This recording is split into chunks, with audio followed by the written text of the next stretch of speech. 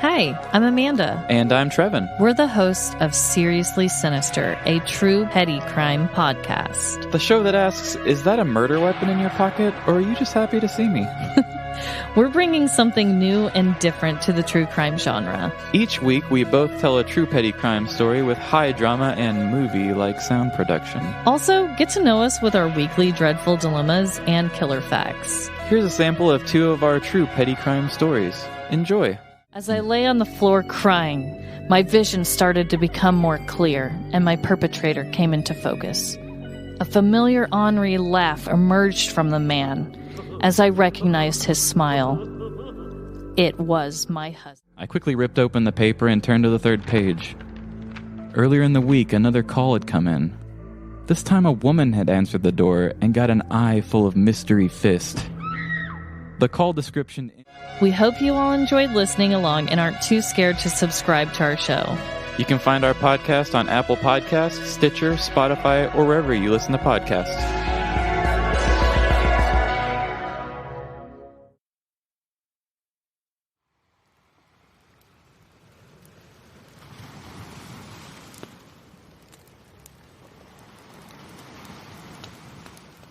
Aloha!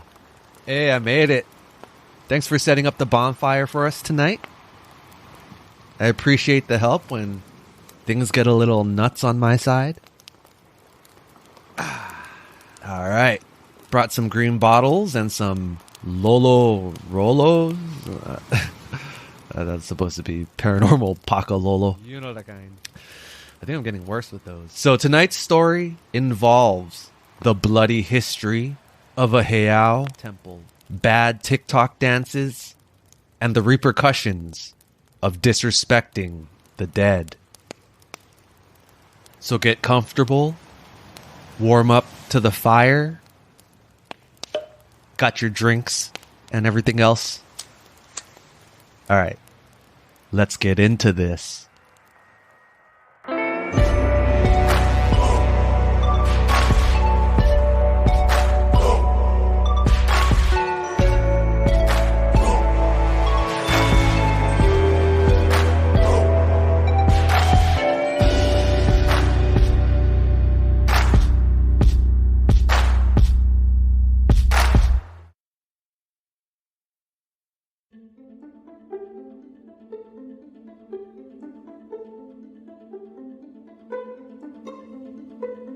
Okay, hi.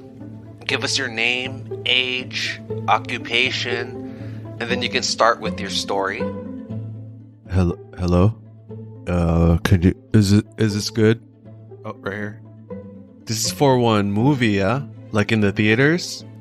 It's a documentary about the supernatural, specifically how it relates to different superstitions of cultures from around the world. Oh, I get them. And to answer your question, we're targeting streaming services. Oh, so TV? Well, streaming, you know, like Netflix, Hulu. Yeah, so TV?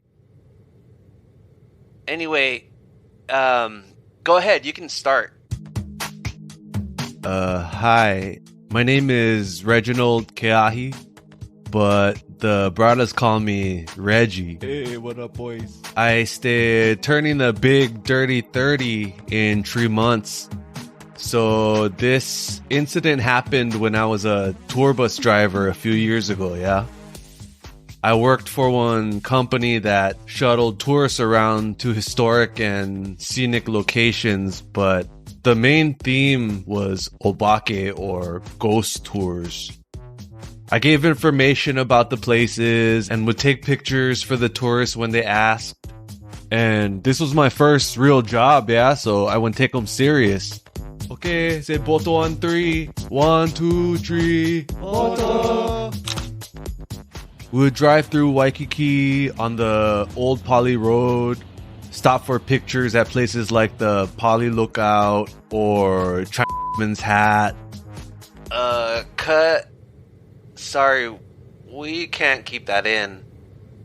It's not PC. PC? No, I get one MacBook. No, PC. Politically correct. Is there another name for it? Something not offensive? Yeah, the Hawaiian name is Mokoli'i, but most people know him by Chinaman's hat. You know what? Never mind. How about we go with a different location? Okay? Action. We visited places like Sandy's and Hanauma Bay. Cut real quick. Who is Sandy? Is that your wife? No, Sandy's the beach, Lolo. You funny, cuz. Sandy Beach. Oh, okay. I have to check Sandy out on my day off. Nah, get safer beaches down the road. Shout out Sandy Beach Surf Report. Okay. Go on. So one of the places the tour stopped was by Fort Street Mall, where the Pakaka Heiau once was. I would park the bus near Walker Park and go into my story about the bloody history of the Heiau.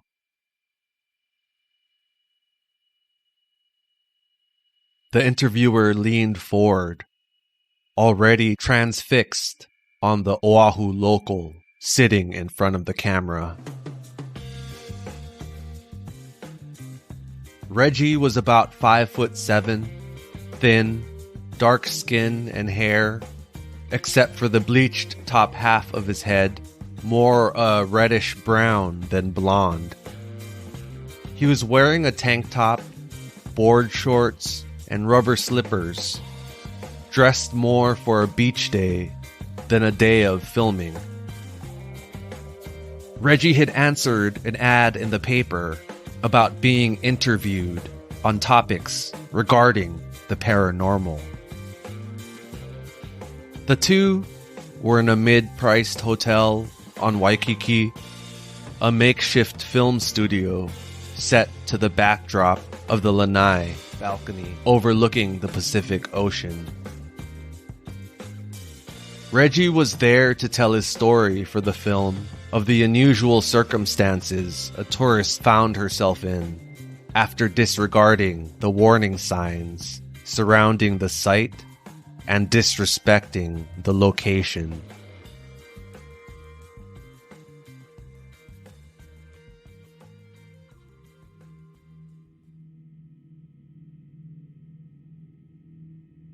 Before flying to Hawaii, the film producer researched as much of the rituals of ancient Hawaiians as he could find. He learned a heiau was an ancient temple or sacred site built by native Hawaiians, made of stacked lava rocks.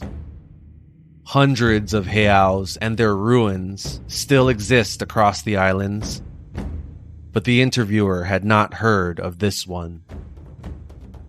Like the Ke'eku Heiau mentioned in episode 1, the Pakaka Heiau Reggie mentioned was a site for human sacrifices, the largest on Oahu.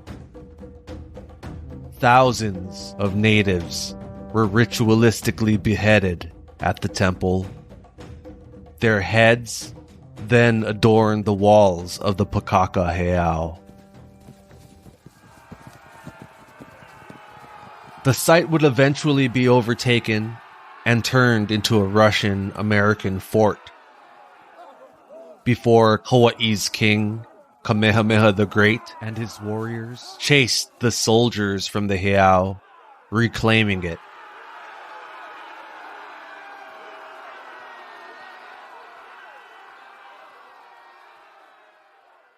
Near the turn of the 20th century, the heiau was demolished and would eventually be turned into Walker Park, which still stands in the middle of the business district of Honolulu.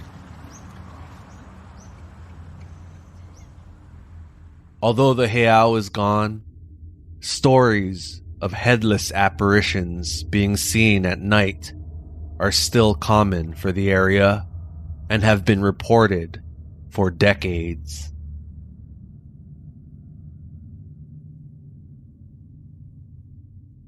Reggie explained after going into the history of Pakakaheo, the tourists would have 20 minutes to exit the bus and explore the area before heading to the next stop. As he always did, Reggie reminded the group to be respectful of the area because of its tragic history. So I'm talking story, taking pictures for people, smoke break, yunodakine. And I see one girl from the tour, late teens or early 20s. Tough to tell these days, yeah? So she stayed dancing like she had one tripod set up and was filming herself while her boyfriend was shooting different angles with his cell phone. She had one choreographed dance.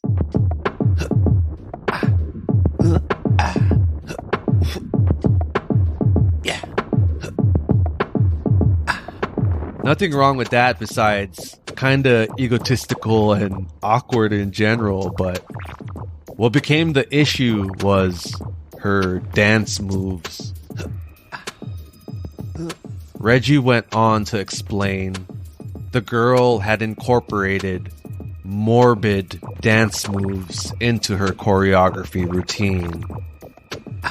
She mimicked a head being chopped off, dancing around like a zombie, even falling to the ground before rising up like a mummy. The theme of her dance moves, obviously intentional for the location. I would walk up and nicely ask what kind of dancing she was doing and what for, yeah? The dancing teen stopped her routine and turned to Reggie, irritated. Before she could lay into the tour bus driver, her boyfriend/cameraman stepped in. Hey, baby, go take a break. Stretch it out, okay? Hi, bro. This is for social media, you know? The Dead Can't Dance Challenge. It's everywhere online. The stringy boyfriend was referring to the dance craze that was going viral at the time. Quote-unquote influencers would find a morbid location and record themselves doing a choreographed dance in quote-unquote honor of the deceased, since they could no longer boogie, no pun intended. In each video, the dancers tried to one-up each other For clout, bro. so clips of the dance at cemeteries at night transition to the dance being performed at cemeteries during the day. The latest video showed a group of teen boys dressed in dark funeral attire breaking it down during an actual funeral. Get them out of here.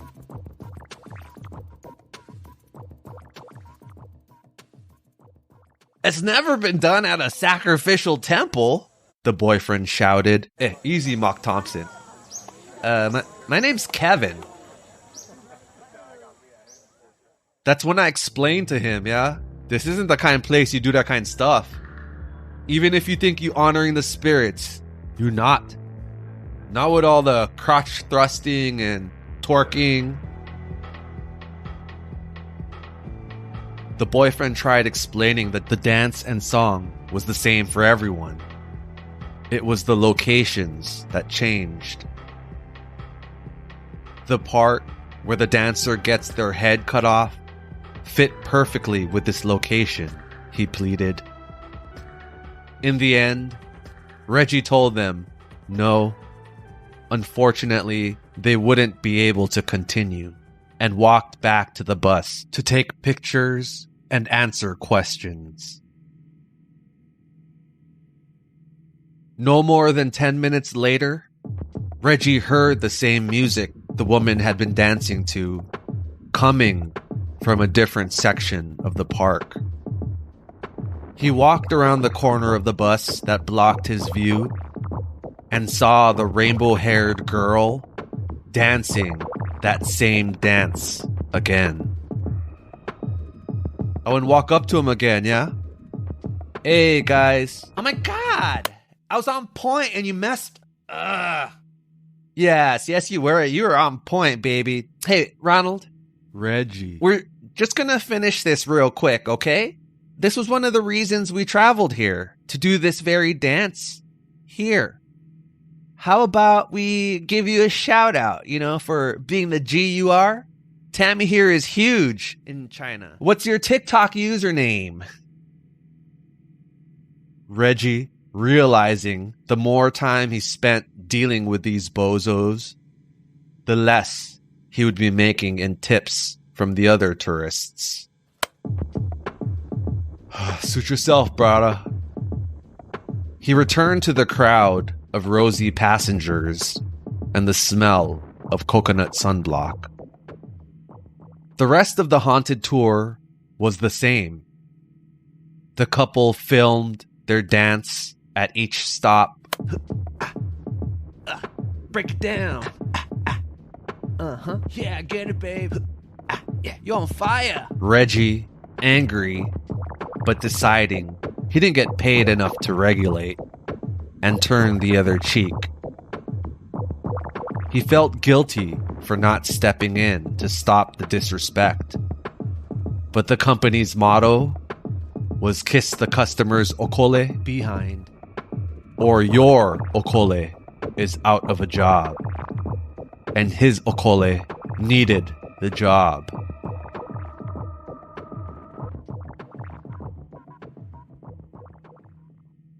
At the end of the tour, mahalo, Reggie stood outside the door of the bus. Thank you. And thanked the tourists as they deboarded. Goodbye. Mahalo. He assisted those who needed the help down the steep stairs of the bus. The last to deboard was the influencer couple, carrying numerous bags and backpacks they brought. Overkill for a day trip. Camera equipment, Reggie thought to himself. Reggie grabbed the backpack and messenger bag and watched as the girl hobbled slowly down the stairs, obviously in discomfort. I think I pulled something, the girl complained. No shit, baby. You were going hard with those moves. Once I edit it all, it's gonna go viral, the boyfriend shouted as he stumbled down the first step. Reggie watched as they walked away. Girl limping, boy walking crooked towards the road before realigning after being yelled at by the girl. You're gonna walk on the road. Open your eyes.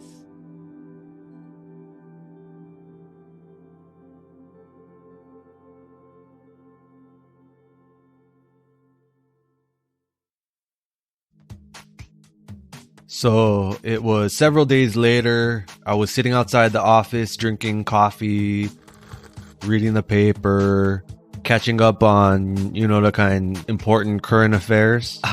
That Garfield sure loves his lasagna. Just hanging out before the next tour started. Then Patty, the girl who works reservations for the tour, shouted that I get one phone call, yeah? Turns out it's the guy, the boyfriend, choreographer, Mark Thompson. Cut really quick. I thought the boyfriend's name was Kevin? Who's Mark Thompson you keep mentioning? Oh, nah, inside joke. Hey, Robert. Reggie. This is Kevin from the other day. My girlfriend and I were the famous influencers on tour. Dead Can't Dance? TikTok? Yeah, I remember. Reggie said, digging gunk out of his fingernail with his key, chuckling when Kevin said the word famous. Yeah, what's up, Mark? I mean, Kev. The caller went on. So, right after we left the tour, Tammy was in a lot of pain, like she injured herself, which is understandable. You saw her moves. Well, what started off with some soreness and limping turned worse for the both of us. After the tour, not only were Tammy's legs hurting, but his eyes were itching and tearing non-stop. He mentioned never having allergies before, so wasn't sure what he'd potentially gotten in his eyes. The couple went back to their hotel to rest up before their plan of going out to the clubs later that night.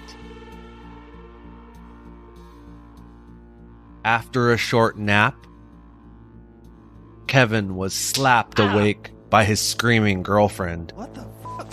Oh no, get away. Tammy was kicking and shouting in her sleep, seemingly fighting off an invisible enemy. Punch you. What is it?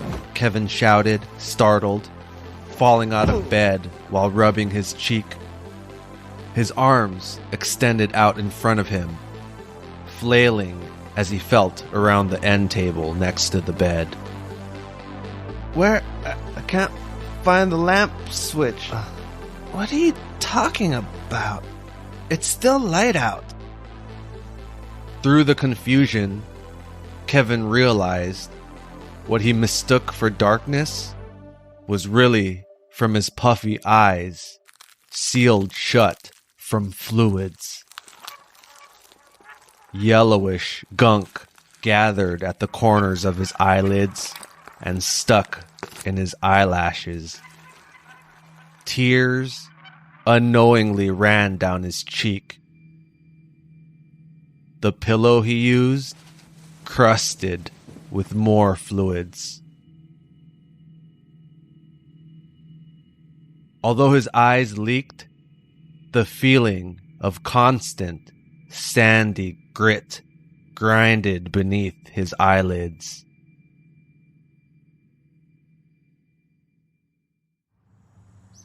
Ew, gross, pink eye. Your girlfriend would fart on your pillow. Reggie chuckled, still picking at his fingernail. Kevin slowly pried his eyes open. Only blurred lines were visible through the tears and swollen eyelids. Tammy lay in bed, sweating from the dream, needing to pee, but wasn't sure if she could walk on her sore legs. After a few seconds of contemplating going to the bathroom, she decided against it and quickly fell asleep again. Guess we're staying in, Kevin said as he felt his way to the mini fridge for a couple of chilled cans of lilikoi passion fruit juice to ice down his eyes. Feels good. What's lilikoi? Sounds like a fish. Bruh, I get one tour I'm leaving for right now. You need something from me, or? Reggie interrupted, the amusement of the call now wearing off. That's not everything. So, we woke up today to the housekeeper knocking at the door. My eyes still felt gritty and pussy, but at least I could still open them to blurry figures and objects. Kevin explained that as he felt his way to the door, Tammy sleepily got out of bed and began limping to the bathroom. Her rainbow hair matted and frizzled from the humidity. Kevin opened the door, only to be greeted with a scream. Housekeeping. What the f***? I know. Obake. The housekeeper, eyes bulging, face white as sunblock, began shouting while stumbling back into her cart. She threw several fresh towels at Kevin and quickly turned around, running down the hall, away from the confused boy. The fear in her eyes flowing like tears as she whipped her head backwards several times to make sure she was not being followed. Kevin could see her blurred figure disappearing around the corner. Obake to you too. Guess that means no more towels. Oh my god, gross! Screams suddenly echoed from the bathroom. What now? Kevin ran to see what the commotion was all about. Tammy, legs outstretched in front of her, sat on the toilet. Kevin flicked the light on. Through the blur, he could see those legs were swollen to the point she could barely bend at the knees. The skin that covered Tammy's legs down stretched to its limit. Each leg was the same puffy thickness from thigh to ankle.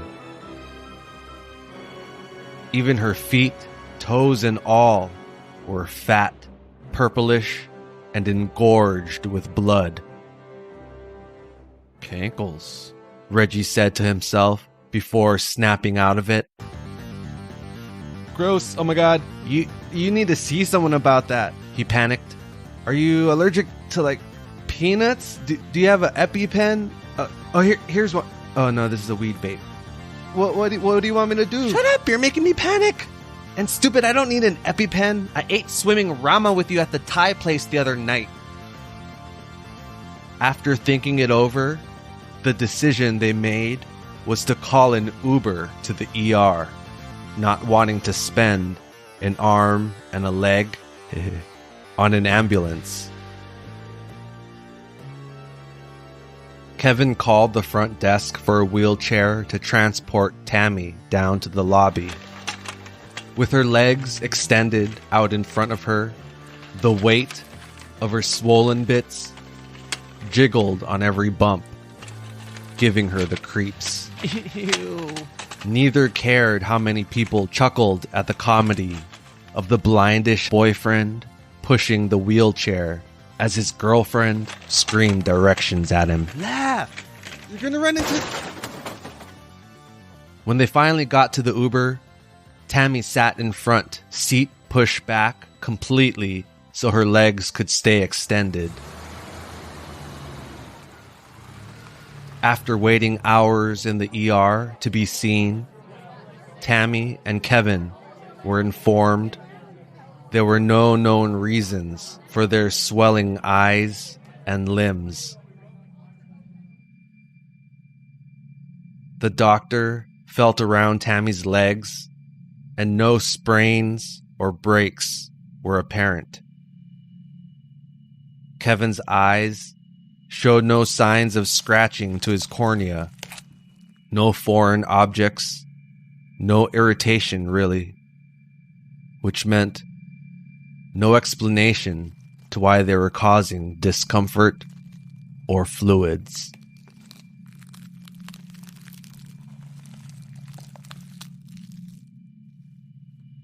The couple left the hospital with anti-inflammatories and flushing eye drops and rode an Uber back to the hotel to repeat the blind leading the swollen expedition back up to their room.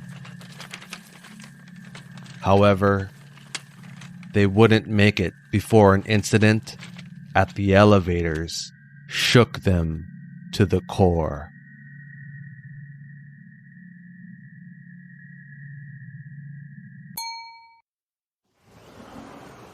As the elevator door opened, they realized they'd be sharing the ride up with two housekeepers. Both were looking down at their phones. However, when one looked up, Tammy recognized her as the one who ran away screaming the other morning. The housekeeper looked down at Tammy, sitting in the wheelchair, the memory of the incident hitting her like a ton of bricks. The blood quickly draining from the old woman's face. She slammed backwards into the wall of the elevator, attempting to create as much space from the couple as possible. No, no, The woman's coworker noticed the fear in her friend's eyes no. and looked over at the couple herself. Confused, she turned to the panicked hotel worker and asked what was wrong. It's okay. What's wrong? Obake, Obake. The terrified woman began shouting an explanation that Kevin wasn't sure was English. Understanding a few words like cursed, dumb tourist, and shave ice head. As the elevator stopped and the doors opened, the housekeeper bolted out, leaving her friend behind. Miss, can you translate in English what she was saying and why she was so afraid? Kevin asked. Lolo. She was talking English. Pidgin English. It's our slang in Hawaii. She basically said that you and your rainbow-haired girlfriend are cursed. You have ghosts. They stay hanging on to you guys. And probably brought it on yourself. Huh. Oh yeah. And she called you guys dumb tourists. Yeah, we got that. The couple said in unison. Did you do something to disrespect the dead? The woman went on to explain. She's heard plenty stories involving cursed tourists who were disrespectful to Hawaiian landmarks or customs.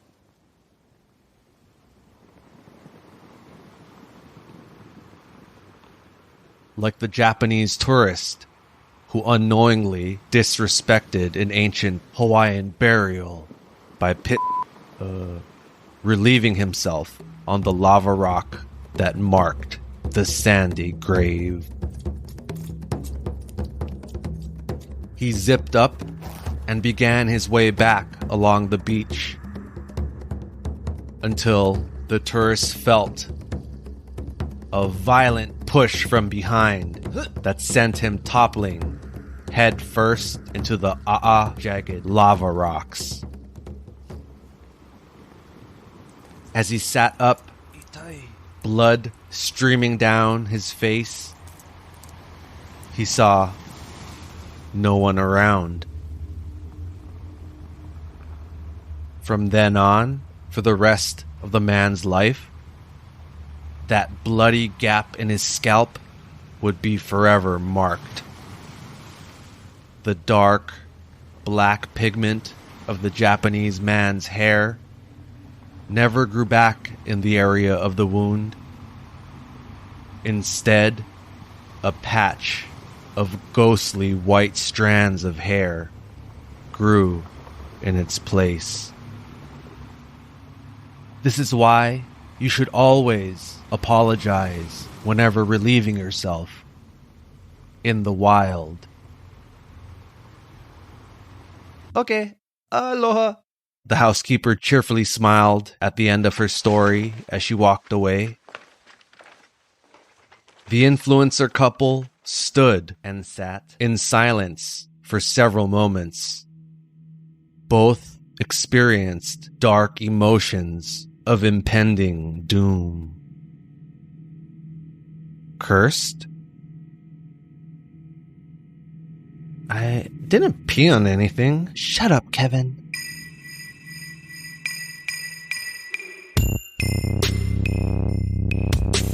So, I'm on the phone with them, yeah? And finally, they ask if I know a kahu who can help them out. That's one spiritual elder.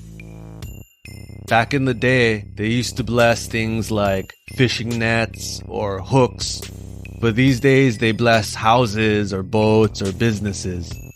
Even people, like babies. After their conversation with the housekeeper, the couple researched about curses, Hawaiian beliefs, and stumbled upon what a kahu was. Suffering with their odd symptoms with no medical explanation had them desperately searching for relief. Tammy felt her legs, feet, toes pulsing as if each heartbeat sent blood to her legs that could not escape. She thought the skin in her feet and toes would explode at any minute. Fat little sausages. They asked Reggie, the only local they knew, if he had any connections to a kahu. So you grew up in Hawaii? You know any kahus? You know, I think that's kind of racist. Just because I'm from Hawaii, I supposed to know a kahu?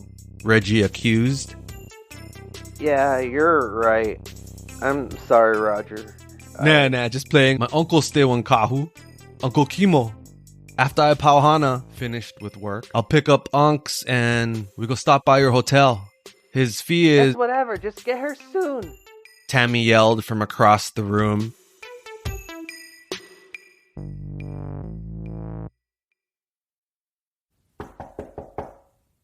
Jeez, why are you knocking like the cops?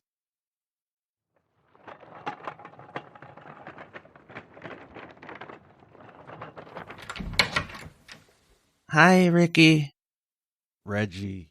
Kimo stepped back as soon as he saw Tammy sitting in the wheelchair at the door.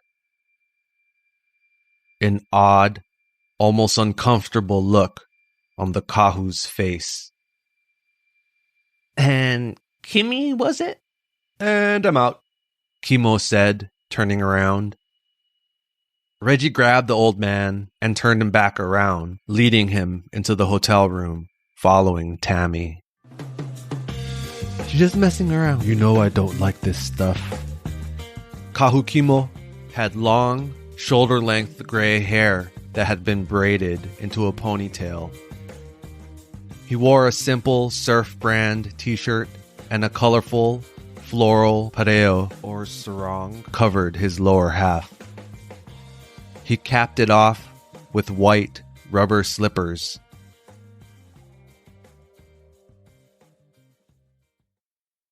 Tammy explained that along with her legs not improving, Kevin's eyes had gotten worse as well. Kevin, sitting on the bed, leaning against the headboard, came into view as the three rounded the corner. Instantly, the dry, bloody tears that streaked down his face were visible. The eyes were swollen shut, so puffy his eyelashes barely poked out through the closed lids. Hey guys, Kevin waved aimlessly.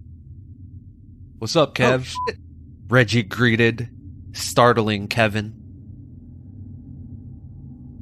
This is Uncle Kimo. He's here to help figure out what's going on. I know why. Kimo interrupted. And they know why. So where you guys wouldn't disrespect the spirits? Did you guys walk around someplace that was kapu? Kimo questioned. Kapu was the system of law governed over all natives in old Hawaii. The word kapu can be translated to sacred or forbidden. One kapu, kapuhili, restricted contact with the ali'i, royalty, or other high-ranking people of the community. A few examples of kapu under kapuhili where commoners were not allowed to look directly at a chief, no contact with a chief's fingernails or hair clippings. Different cultures have this superstition. And especially not wearing the colors red and yellow, which were reserved exclusively for chiefs. All kapu punishable by death.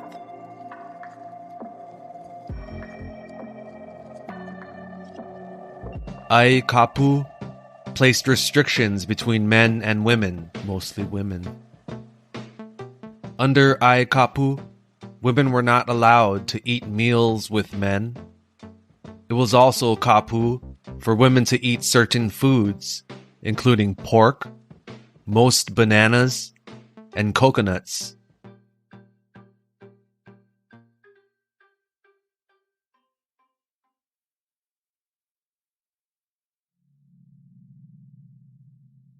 The most common understanding of kapu in modern times and how it's most viewed and used in Hawaii is no trespassing. In many places, you'll find signs that say private property, kapu, or even just the word kapu, with the understanding that people who see this sign are meant to keep out. Just a little bit of tourist info. At any sacred heiau or historical site in Hawaii, they'll have signs that say kapu. The infamous independent movie Beyond Paradise, which takes place in my hometown, had a great scene involving a heiau and the kapu sign next to it. Recently transferred high school student Mark Thompson and the local friends who took him in came across an old heiau with kapu in front of it. Good old Mark jumped up and walked around the sacred remains. The local boys who taught him about Hawaii told him to get down off the heiau and explained the meaning behind kapu. Ooh, hey yo, hey yo, hey yo. Mark mocked the old school thinking and danced around and on the temple. His best friend then kicks his ass and almost chokes him to death for disrespecting Hawaiian culture. So locals take this shit serious. What? I mean, it's the truth. Since the famous movie from the early 2000s came out, the name Mark Thompson is often associated to an entitled visitor who disregards Hawaii's culture, beliefs, and laws. Stop touching turtles and monk seals. So Kimo was questioning the kid, asking where he went disrespect. I don't know how he knew, but the look in his eye was small kind weird, kind of disturbing, like scared, grossed out, small kind mad. Reggie explained to the producer that Kimo could see spirits.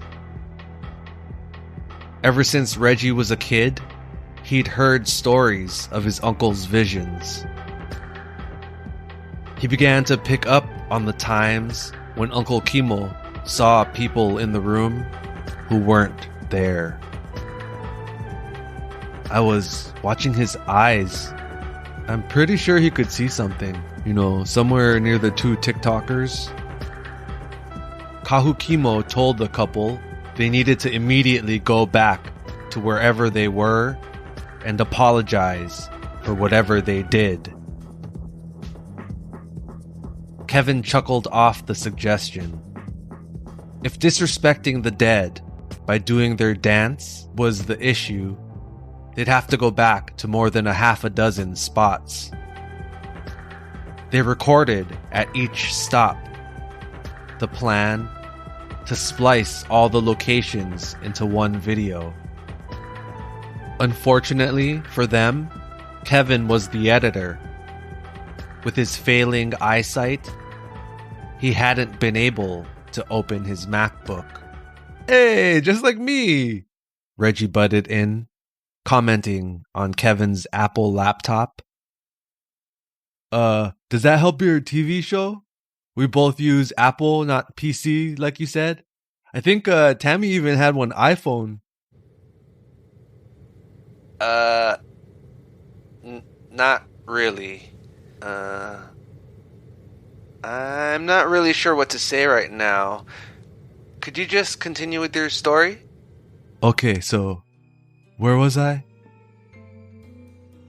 Reggie added the detail where Kevin chuckled at Kimo's suggestion of apologizing at each of the places they stopped. Tammy, however, had a different reaction. She began fuming. She yelled at Reggie, at Kevin, basically at everyone, her disbelief that this was Kimo's advice. Go and say sorry? What are we for? When we looked up Kahu, I imagined like tarot cards or like acupuncture. That stuff. Go and say sorry? Poho. Reg, let's go. We go grind. My treat. Kimo said, ready to leave. Lost cause, and not my problem, he thought. Reggie turned to follow Kimo, but hesitated. I'd listen to my uncle if I were you. He knows what he's talking about, and he's helped plenty people. We get seats for tonight's Obake tour. We going all the same places. Handicap accessible too, Reggie said, looking at Tammy. Baby, it's worth a shot. Ugh, fine.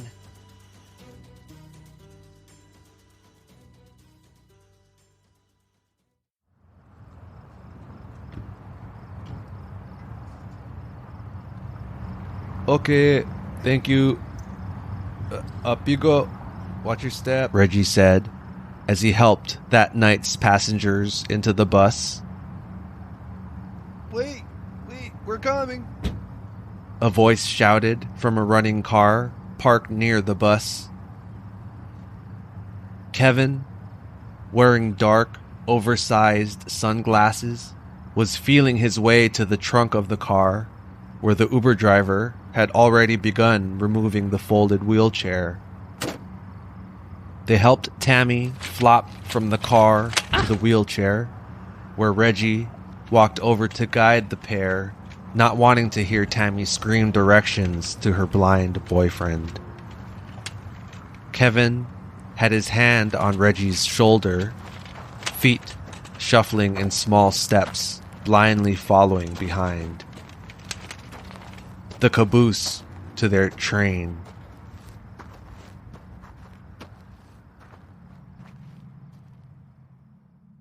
The rest of the night, the couple apologized to all the places they disrespected, and even the places they didn't disrespect, like Zippy's when they stopped for dinner.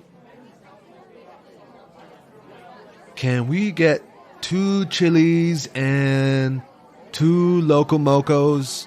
And we're really sorry if we disrespected the dead here. It's our first time, but yeah, very sorry. Original, no bean or vegetarian chili. Mahalo. At the end of the night, Goodbye. Reggie helped the last of the tourists off the bus. Yeah, Boto. He was tired Thank you. and almost forgot about his cursed passengers. Kevin walked over to Reggie to thank him. Hey, Kev, you walked over no problem. Yeah, bro, the swelling went down enough where I can finally open my eyes. Maybe there is something to it. Yeah, well, call here tomorrow. I'd like to find out how you guys stay. Stay? Bro, you've been to our hotel. No, I know how you guys stay. Like, how you guys doing? Better, worse, you know the kind. Okay, yeah, sure, bro. Kevin shouted as he jogged in the direction of Tammy, who was sitting in the wheelchair waiting for their Uber.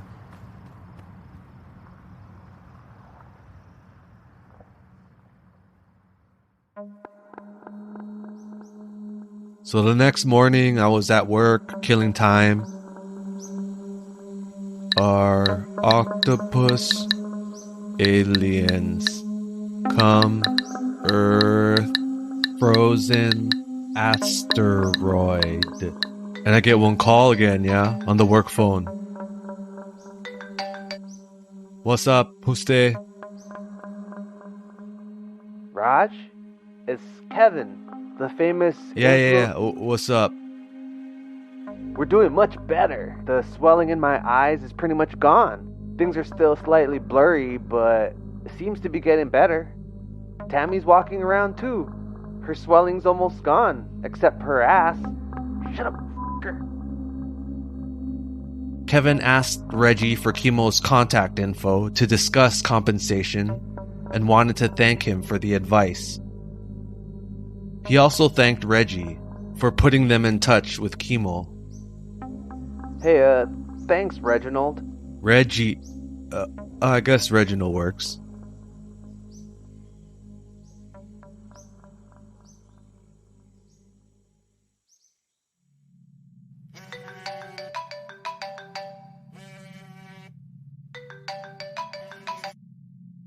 Hey, what's up, Reg? What up, Unks? So, how did you know what was up with that tourist couple? What you and see? I know you and see something, Reggie teased, always excited for his uncle's stories of the supernatural. Chemo began his story. The moment Tammy opened the door, the shrieking and groaning flooded Chemo's mind. When he saw the young, rainbow-haired teen sitting in the wheelchair in front of him, he also saw the dozen or so headless apparitions clinging onto Tammy's legs. The rotting spirits fought their way down to Tammy's feet. They clawed at the base of her feet until Chemo saw them peel away the skin from her heels. They then shoved themselves into her swollen legs through the bottom of her feet. Chemo watched as the ghosts of the people she disrespected with her dance, writhing under the taut skin that covered her legs. No wonder she could barely walk, Chemo thought, pushing out the noise of the souls that occupied his mind.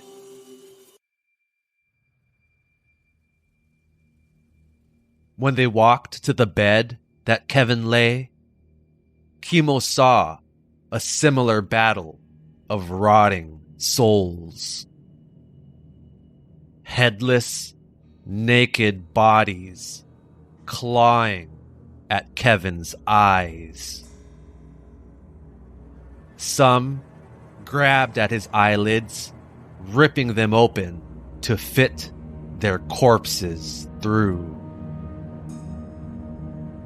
One terrifying, headless apparition stood next to the bed, holding a decapitated head. The face bulged, eyes fat and swollen, just like Kevin's. The mouth of the head agape, licking at the air. The body holding the head kept shoving it towards Kevin's eyes. The head frantically licked with its sandpaper tongue, biting at the other bodies who continued to tear at Kevin's eyelids. The decaying head feasted on the fluids discharged from his eyes. Hey guys. What's up, Kev? Oh, shit.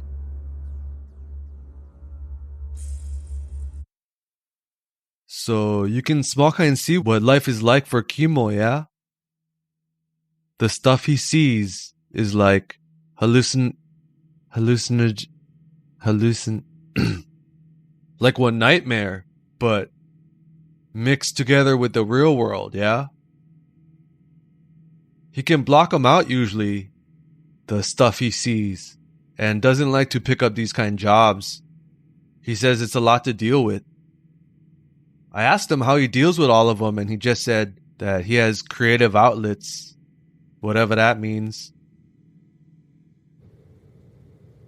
Do you know what the fee for something like this is? What Kahu Kimo did? It's not like it's something you can invoice for, or is it? Yeah, he gives you one receipt and all. Plus he takes all major credit cards and crypto too. Shout out Unks. So, what was it? The fee for the influencers. Tam Too Hot. Spelled with 2 M's and the number 2. And Kev B. Tarantino. How much did your Uncle Kimo charge? Here, I'll show you. Reggie pulled out his phone and pulled up Tammy and Kevin's TikTok account. He clicked on the latest video the pair had just released. The clip playing on Reggie's phone wasn't from the couple's vacation or all the spots they'd filmed at. Instead, they had shared clips of famous influencers who had recently passed. Kevin had edited the various video clips and played the song used for the Dead Can't Dance challenge in the background. The video, a tribute to their influencer fam. So I guess there's that. So, I guess the dead can dance. R.I.P. homies. Hey, so thanks for watching. Kev B. Tarantino here. We want to give a special shout out to Kimo da Kahu for taking care of us in Hawaii. Go give him a follow. So they only gave him a shout out? And wait, Kimo has a TikTok? I would have never guessed. Yeah, that's his creative outlet, I guess. He likes the dancing, and that was his fee, the shout out. Turns out, Tam Too Hot is pretty huge in China.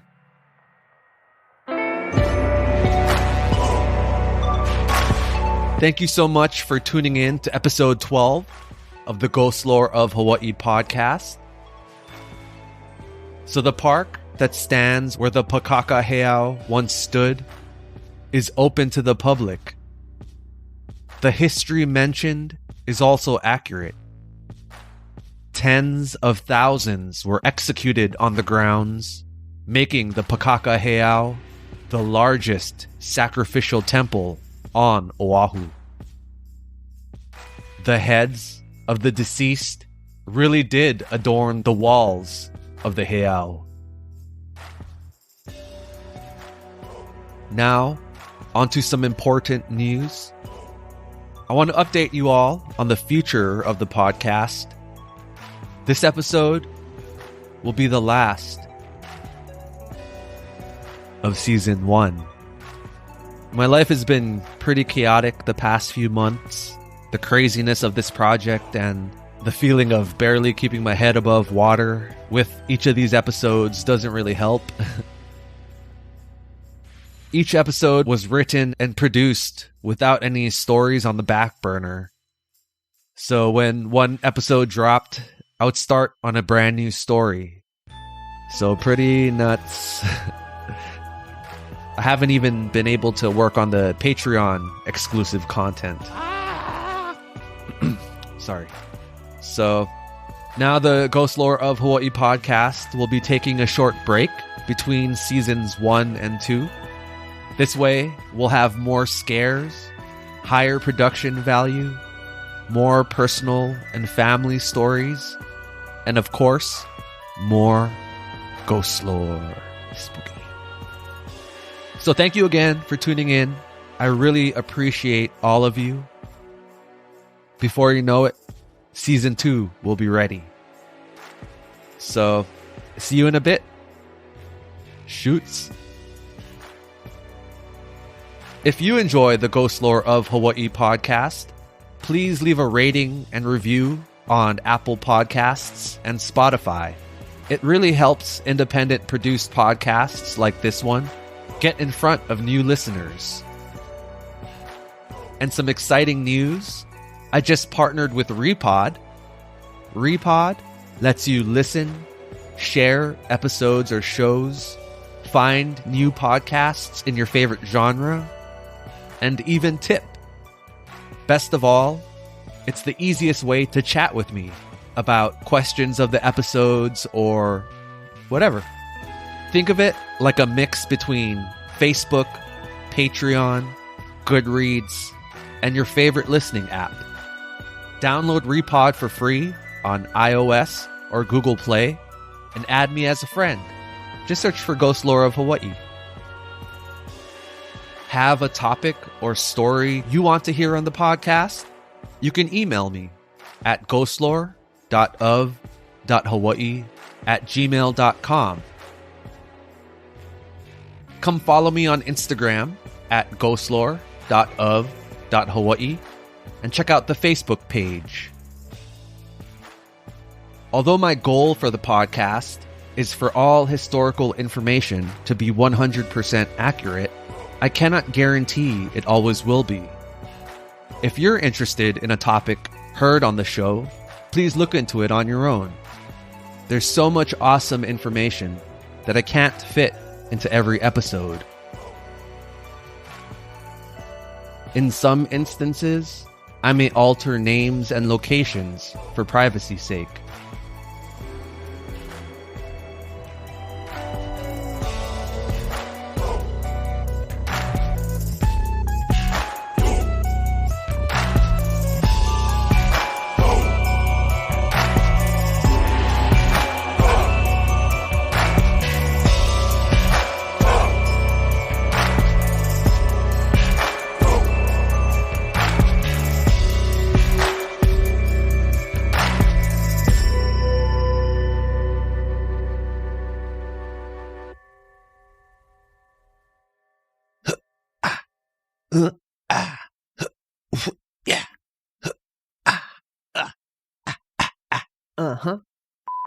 Housekeeping. What the fuck?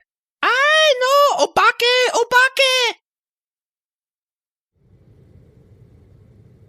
Great job, Reggie. Oh, thanks. So, are octopi aliens? Bruh, some science points in that direction, but that's not all. They're not the only sea creatures that might be aliens. Oh? What else? Dolphins. Look 'em up.